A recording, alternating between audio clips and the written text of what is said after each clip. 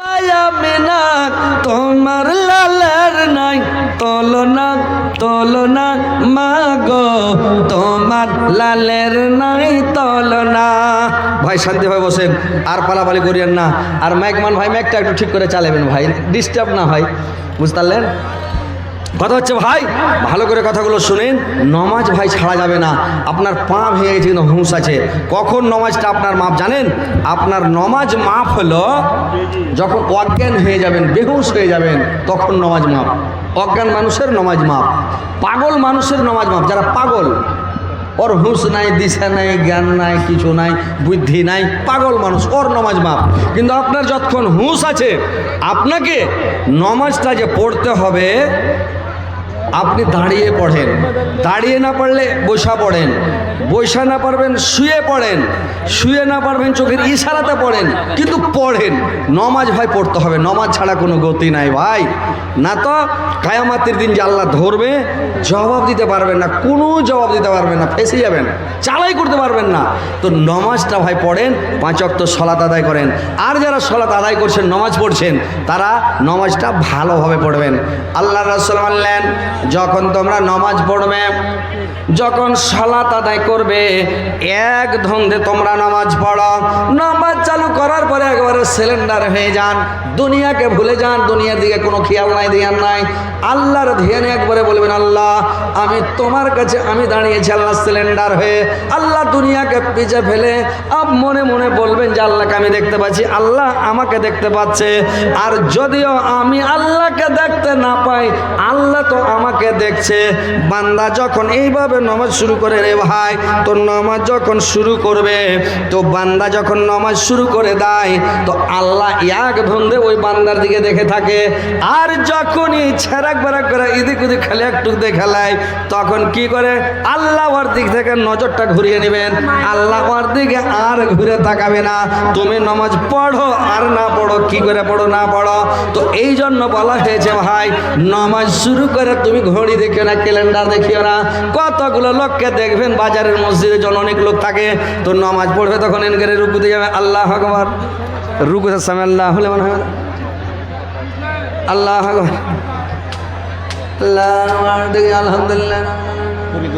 এরকম দুনিয়া দেখছে নামাজ পড়ছে, এরকম নামাজ কবুল হবে যে ভাই? কবুল হবে? হ্যাঁ কিনা চালা করেন, কবুল হবে? আল্লাহ বলছেন তুমি এক ধন্দে নামাজ শুরু করো, কোনো দিকে তাকাবে না, একবারে আমার ধ্যানে থাকো যে আল্লাহ আমাকে দেখছে।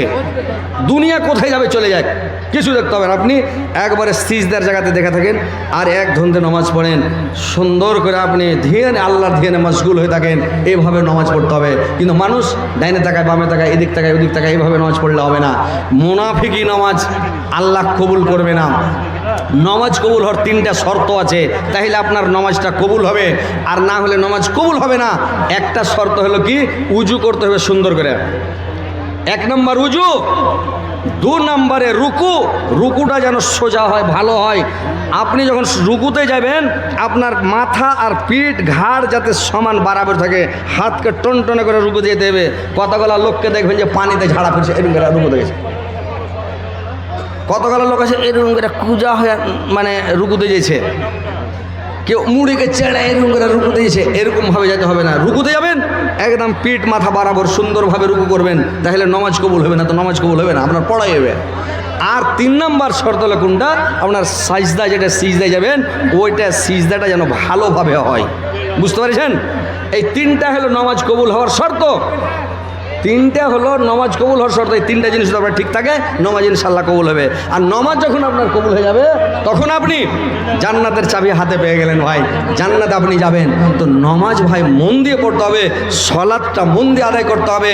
আর সলাৎ পড়তে গেলে আল্লাহর রাসূল বললেন, তোমরা যখন নামাজে আসবে, যখন তোমরা নামাজে দাঁড়াবে, তখন তোমরা কাঁচা পেঁয়াজ খেয়ে, কাঁচা রসুন খেয়ে মসজিদে আসিও না।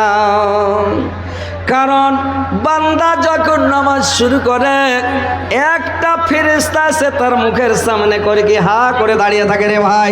ফেরেশতাটা হা করে দাঁড়িয়ে থাকে, যতগুলো সূরা দোয়া পড়ে সমস্ত মুখে করে নাই। তো সমস্ত যখন মুখে করে নাই, তো এবার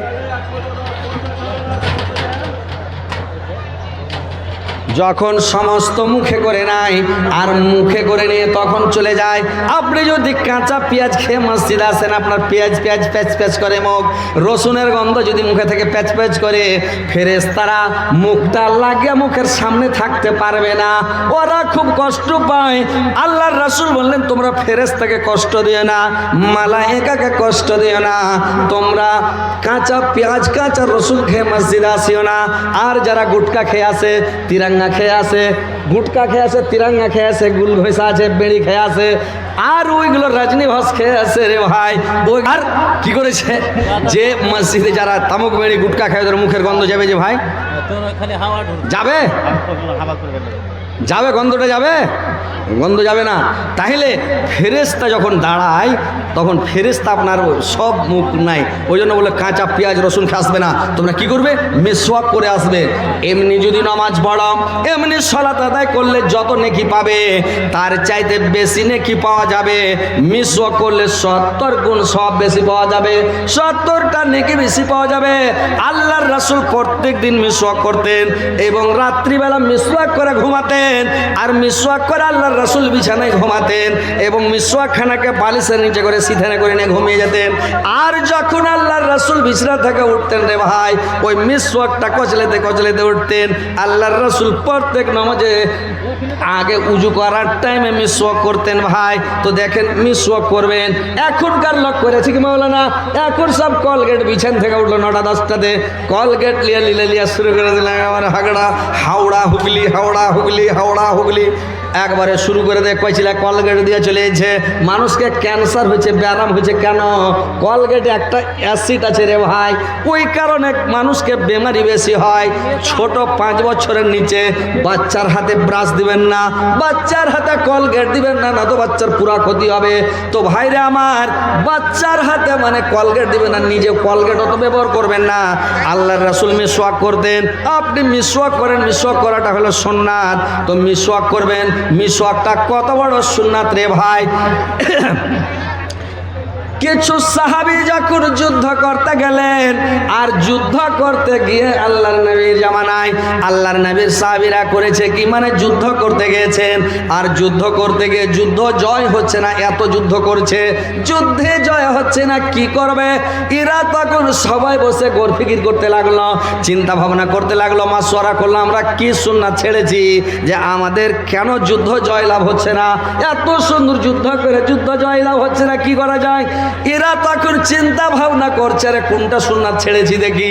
এরা চিন্তা ভাবনা করে দেখলো যে আমরা মিসওয়াক করা ছেড়ে দিয়েছি যুদ্ধের কারণে, 2-4 দিন থেকে মিসওয়াক করিনি, এই জন্য একটা সুন্নাত আমাদের ছুটে গেছে, এই জন্য যুদ্ধ জয়লাভ হচ্ছে না। এখন এরা কি করলো, বললে সকালবেলা চলো সবাই আমরা গাছের নিমের গাছের ডাল ভেঙে নেব, আর সবাই দাঁতকে চোখা করব, মিসওয়াক করব। নদীর কিনারাতে, নদীর কানাতে সবাই বসে গেছে ভাই, আর গাছের ডাল ভেঙে চলে যাচ্ছে মিসওয়াক করা ঘষা, চলে যাচ্ছে দাঁতকে ঘষা। আর কাফের বেদিন মুশরিকের দলেরা, শত্রুর দলেরা ছিল, গুপ্তচর সিআইডি যারা দেখতে আসে মুসলমানেরা কি করছে, কোথায় আছে, কি অবস্থায় আছে, কি প্ল্যানিং করছে, ও দেখতে এসে খেপা, দেখতে এসে দেখছে যে সবাই মানে সবাই লদ্দির কানাতে লাইন 100-200 লোক, 200-400 লোক লাইন খালি দাঁত কচলেছে, ও আওয়াইছে আর পালাইছে, আওয়াইছে আর পালাইছে, ওই বেধর্মীটা চিল্লাইছে আর পালাইছে, মুখ দেওয়া কথা হয় না, খালি আ আ ও ও। যদি কেউ সাপ দেখে ডরিয়ে যায়, সাপ কথাটা হবে না, সা সা সা সা সা। যদি চোর দেখে ডরিয়ে যায় তো চোর কথাটা হবে না, চোর মুখ দেওয়ার হবে না, চো চো চো চো চো এরকম করবে, চো চো করবে। তো এই চিল্লাইছে, আওয়াইছে আর পালাইছে। তো ওদের যেগুলা কাফের যারা, ওরা পুছ করছে, কি হয়েছে রে ভাই, তোকে তো সিআইডি পাঠালাম দেখতে, কি হয়েছে? বললে ভাই পালা। বলে আরে ভাই বলবি তো? বলছে আরে বলবো, পরে পালা রে ভাই, জান বাঁচা, পাহলে জান বাঁচিয়ে। সব পালাতে লাগলো, পালিয়ে অনেক দূর যাওয়ার পরে বলছে ভাই অনেক দূর তো পালিয়ে এসছি, এবার বলো কি খবর? বলছে ভাই মুসলমানেরা প্রত্যেক দিন, আগা যুগে তো ভাই রাইফল বন্দুক পেস্তিল ছিল না, আগা যুগে তারওয়াল নিয়ে, বল্লম নিয়ে, ফারসা নিয়ে, লাঠি লাদনা নিয়ে, আগা যুগে এইগুলো দিয়ে লড়াই হতো, যুদ্ধ হতো করে ভাই, ঢাল দিয়ে ঢাল থাকতো, এখন করে লোহার জেরা থাকতো, মানে লাঠি লাদনা বল্লম ফারসা দিয়ে লড়াই হতো। এইবার করেছি কি, ওই কাফেরটা বলছে ভাই রে মুসলমান মুসলমানেরা প্রত্যেকদিন তারওয়াল বললাম ফারসা গুতি নিয়ে ছুরি নিয়ে এইগুলো নিয়ে যুদ্ধ করে। আজকে সবাই খালি গাছের ডাল ভেঙে ভেঙে দাঁতকে চোখা করছে, মানে সবকে ক্যামেরা সারা করে দিবে। আজ ওরা দাঁত দিয়ে লড়াই করবে, যাকে যেঠে পাবে ছিঁড়া উঠিয়ে নেবে, পালা জান মাচা। আজ ওরা লাদনা লাঠি বললাম ফারসাইলে যুদ্ধ করবে না, চল উড়ে যা। এরা করছে ঠিকই রেখি করছে, হ্যাঁ হ্যাঁ দেখে নিজের চোখে ওরা খালি দাঁতকে চুলেছে চোখা করে। তো দেখে একটা সুন্নাত জিন্দা করতে যায়, হ্যাঁ যুদ্ধটা জয়লাভ হয়ে গেল। জোরসে বলেন সুবহানাল্লাহ। আল্লাহর কত বড় তারিফ, একটা সুন্নাত জিন্দা করতে যেয়ে যুদ্ধটা জয় হয়ে গেল, মুসলমানরা জিতে গেল, কাফেররা পালিয়ে গেল। তো নামাজ পড়তে যখন যাবেন ভাই একটু মিসওয়াক করিয়েন, দাঁতল করিয়েন ভাই। সব ওয়াক্তে না পারলে সকালে একবার করিয়েন, রাতে একবার মিসওয়াক করে ঘুমাবেন। মিসওয়াকটা করবেন, মিসওয়াক করাটা নবীর সুন্নাত। আর মিসওয়াক করতে গেলে আপনার 99টা রোগের ঔষধ, মানে এটাতে পুরো উপকার। আর আপনি যে সেই জিনিস ভাই খাইয়েন না। যখন আপনি নামাজ পড়ছেন, কি দরকার তামুক না খেলে বাঁচবে না? আমি হজরত আলী, আমি তামুক না, আমার কোনো নেশা নাই আল্লাহর রহমতে, না তামুক না বেড়ি না জর্দা না হুক্কা না কলকি না গুটকা না তিরাঙ্গা না রাজনিভাস না আর কিছু কোনো জিনিস নিশা